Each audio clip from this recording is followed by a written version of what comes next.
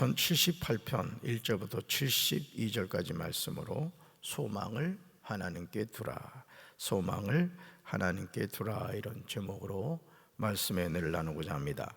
사람은 망각하는 동물이라는 말이 있습니다. 사람은 망각하는 동물이다. 아무리 세상을 떠들썩하게 하는 일도 며칠을 가지 못합니다. 그래서 매스컴에서는 연일 자극적인 기사와 뉴스를 퍼나릅니다. 아름다운 미담보다는 다른 사람에게 치명적인 상처가 되는 내용만 고르죠. 이런 모습은 신앙생활에서도 여지없이 드러납니다. 하나님이 나 같은 죄인을 구원해 주신 놀라운 은혜를 받았음에도 언제부터인가 영적으로 메마르기 시작합니다. 찬양을 불러도 기쁨이 없고 말씀을 들어도 은혜가 되지 않습니다. 눈물로 기도한 때가 언젠가 기억이 나지는 않습니다. 그저 형식적인 종교 생활에 지쳐가기 시작합니다. 사랑하는 성도 여러분, 우리는 매일 매순간 기억해야 합니다. 나를 향한 하나님의 사랑이 얼마나 큰지, 하나님이 나에게 베푸시는 은혜가 얼마나 광대한지, 우리 가정을 통하여 하나님이 이루시고자 하는 계획이 얼마나 놀라운지를 잘 깨달아야 됩니다. 그러므로 시편 78편 1절에서 아삽은 마스길 교훈하고 있습니다. 내 백성아, 내 교훈을 들으며 내 말에 귀를 기울이라.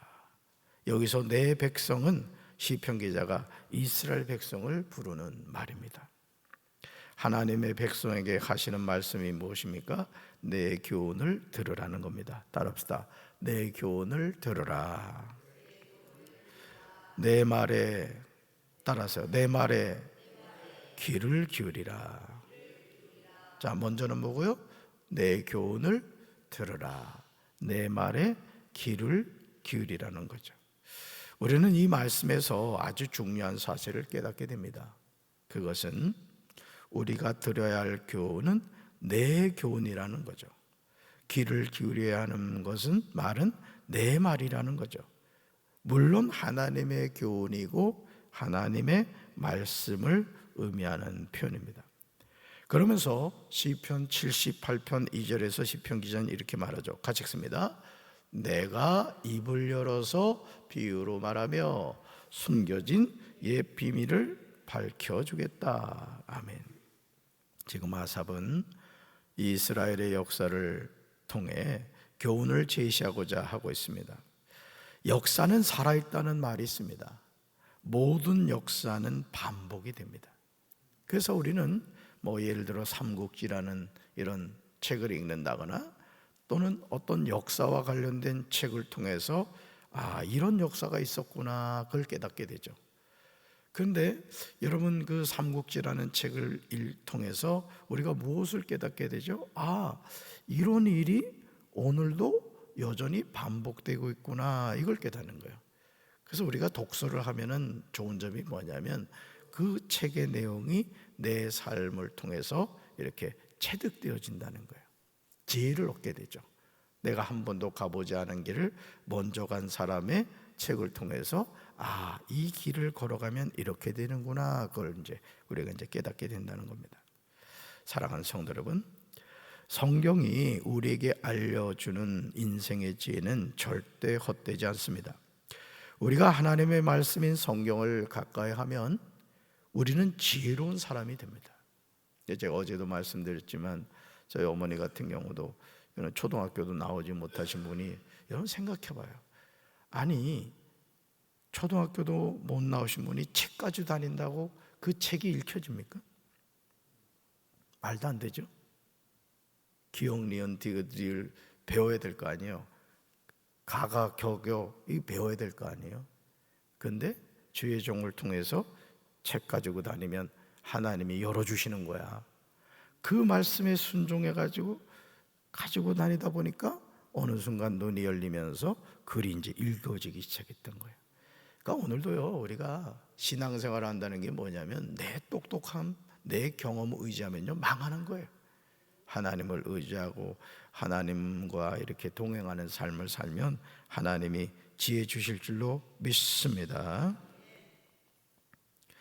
자, 그래서 우리는 이 이야기, 시편 기자가 전하고자 하는 것은 전혀 새로운 것이 아니라는 거죠. 이 이야기들을 들어서 이미 알고 있어요. 그것은 우리 조상들이 우리에게 전해주었기 때문이죠.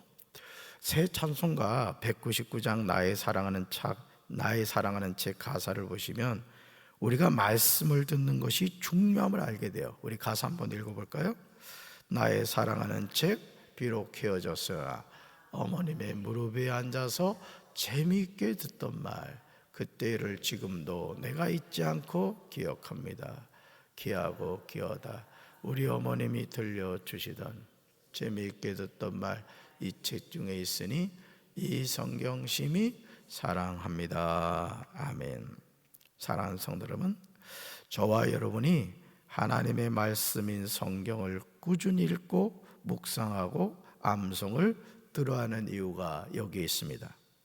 하나님의 말씀을 꾸준히 듣고 묵상하면 그 말씀이 우리의 영의 양식이 될 뿐만 아니라 우리 삶을 이끌어가는 거예요. 시편 78편 4절에서 아삽은 다음과 같이 고백합니다. 우리 같이 읽습니다. 우리가 이를 그들의 자손에게 숨기지 아니하고 여호와의 영예와 그의 능력과 그가 행하신 기이한 사적을 후대에 전하리로다. 아멘. 이 말씀 파란색에다 밑줄그세요. 숨기지 아니하고 또 전하리로다. 그러니까 여러분들이 자녀들을 만나 이야기하실 때 여러분이 만난 예수님, 여러분의 삶에 함께 하신 하나님을 자꾸 숨기지 않고 전해야 되는 거예요. 이걸 우린 뭐라 그래요? 간증한다 이렇게 말해요. 그래서 속회에서도 여러분이 뭐 선교의 모임에서도 해야 할 일이 항상 내 삶에 함께 하신 하나님에 대해서 자꾸 이야기해야 되는 거예요. 쓸데없는 얘기하지 말고. 존 웨슬리 목사님이 클래스 미팅 속회를 만든 이유가 바로 거기 있는 거예요. 거기에서 모여서 간증하고 또 한 주 동안 살다 보면 죄 짓게 되잖아요. 내가 이런 죄를 지었다고, 내가 얼마나 하나님 앞에 부끄러운지 모른다고 그런 얘기를 나누면서 아유 김 집사님 그랬구나, 나도 그랬어, 진짜 우리 하나님 잘 믿어야 될 텐데, 그 속회 안에서 죄 고백도 하고 같이 기도도 하고 이제 그러는 것이죠. 이스라엘 자손이 조상에게 들은 말씀을 기억하며 살아야 됩니다. 그리고 자손에게 숨기지 않아야 돼요. 하나님이 행하신 영예와 능력과 기이한 사적을 후대에 전해야 됩니다. 이것이 하나님의 자녀가 반복해서 해야 하는 일이에요. 그러니까 여러분, 설교가 뭘까요? 여러분, 설교가 뭐라고 생각하세요? 설교는 다른 게 아니에요. 우리 유치부교에서도 우리 장대웅 목사님이 이제 말씀을 전하고 계십니다만은 뭐 유치부교회, 어린이교회, 청소년교회, 청년교회 또 담임 목사가 작년 이렇게 교회에서 말씀을 전하는 건 다른 게 아니에요, 여러분. 여러분, 하나님이 이렇게 일하신 분입니다. 그 하나님이 오늘 우리와 이렇게 함께 하십니다. 하나님의 말씀을 전하는 거예요. 할렐루야. 전하는 거예요. 자꾸 전하는 거예요. 그렇다면 시편 기자가 하나님의 위대하신 행위와 능력과 그가 행하신 놀라운 일을 다음 세대에게 전하여 주는 이유가 무엇일까? The next generation, 다음 세대에게 전하여 주는 이유가 뭘까요? 이유가 있잖아요, 그죠? 전해주는 이유가 뭘까? 시편 78편 6절과 7절에 그 이유가 구체적으로 나와요. 우리는 자손에게 전하며 살아야 돼요. 우리 말씀 같이 읽습니다. 미래에 태어날 자손에게 대대로 일러주어 그들도 그들의 자손에게 대대손손 전하게 하셨다. 그들의 희망을 하나님에게 두어서 하나님이 하신 일들을 잊지 않고 그 계명을 지키게 하셨다. 아멘. 이 말씀 잘 보세요. 미래에 태어날 자손에게도 보세요. 대대로 일러줬다는 거예요. 또 그들도, 그러니까 미래에 태어날 자손, 그들도 그들의 자손에게 대대손손 전하게 하셨다는 거예요. 이유가 뭐예요? 파란 글씨, 그들의 희망을 누구에게 준다? 하나님께 준다. 또 하나님이 하신 일들을 잊지 않는다는 거예요. 결론, 그 계명을 지키게 하셨다. 뭐예요? 하나님의 말씀을 지키게 하셨다라는 거예요. 그들이 희망을 하나님께 두도록 하는 거예요. 따라합시다. 그들이 희망을 하나님께 두도록 하셨다. 아멘. 그러니까 여러분도 이제 나이를 이래 먹어가고 계십니다만은 여러분 자식도 아무것도 아니에요. 저도 이번에 어머니 장례를 이렇게 하면서 느낀 거지만은 여러분 화로에 같이 못 들어가잖아요. 그렇죠? 여러분 이제 어머니 임종을 우리 동생 둘째 아들이 이제 이렇게 지켰는데, 손자가 지켰는데 미국에서 직장 생활하다가 온 거예요. 항공권을 급히 구해서 왔는데 그 손자가 이제 마지막 할머니 임종을 지킨 거예요. 여러분 오늘 우리가 이 세상을 살면서요, 절대 자식 믿지 말아요. 저도 자식이지만은 자식은 자식이에요. 우리 인생의 마지막 순간까지 그 화로까지 함께 들어가시는 분은 하나님밖에 없습니다. 아멘이십니까? 그러니까 자식들이 서운하게 한다고 서운해할 필요도 없어. 그리고 늘 말씀드리지만은 통장에 돈 절대 보여주면 안 돼. 맛있는 것 사드시라고, 맛있는 거. 그리고 용돈 안 버리면 전화하라고. 어째 계좌에 찍히질 않는다. 처음 사랑이 식었어. 여러분 자신을 잘 보호하세요. 자식은 자식일 뿐입니다. 나의 목자가 누구시라고요? 하나님이신 거예요.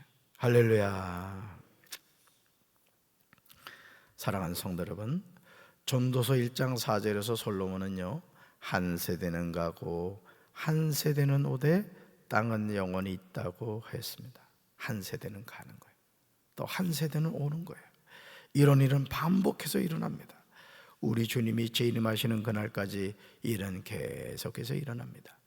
그러므로 가고 오는 세대 속에 살아가는 우리는 우리의 희망을 살아계신 하나님께 둬야 돼요. 우리의 희망을, 우리의 소망을 하나님께 둬야 돼요.